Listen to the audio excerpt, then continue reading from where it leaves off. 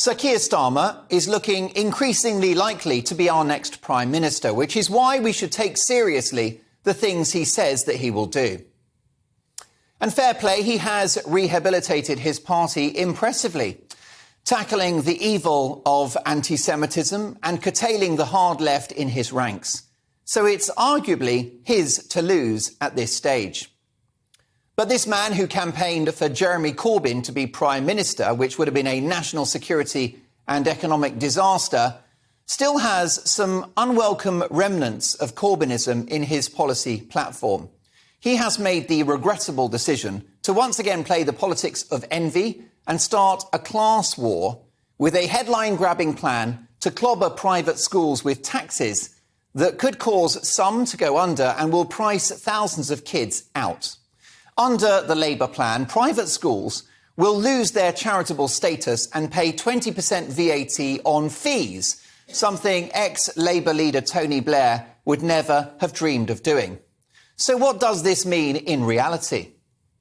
Well, it's feared that upwards of 90,000 pupils, that's right, 90,000 pupils, would exit the private sector and need a state education as fees become unaffordable for families. So who are these 90,000 families that would be impacted by this spiteful and regressive tax? Well, they're not rich high flyers, they're not Russian oligarchs.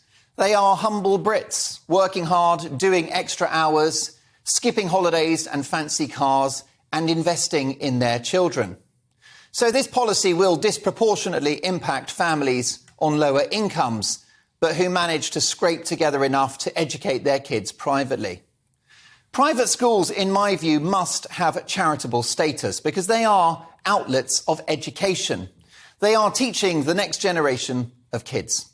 And it's in all of our interests for state schools and private schools to exist and to do a brilliant job together.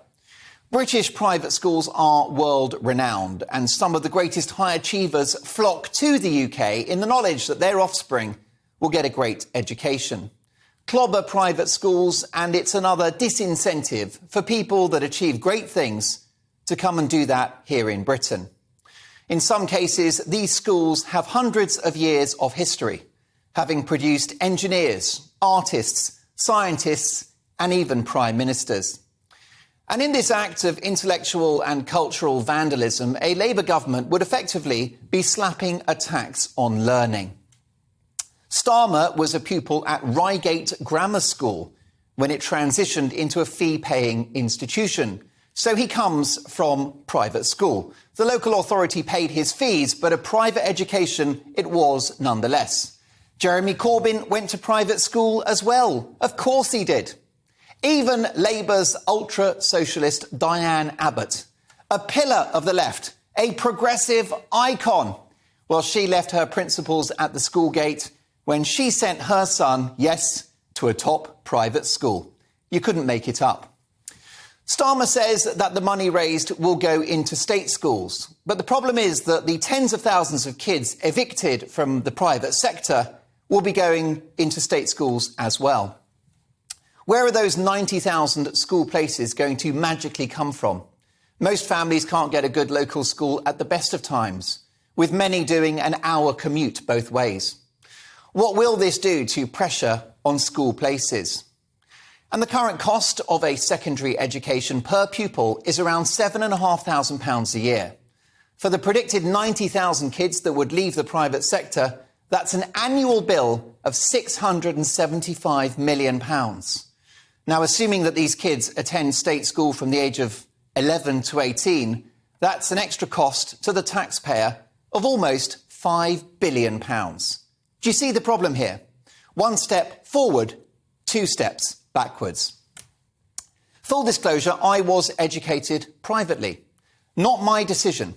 Worth remembering that when you castigate anyone that's been to an independent school. My parents came from Ireland to the UK with nothing. They ran a pub for 40 years and they scrimped, saved and, yes, borrowed to give me the opportunity.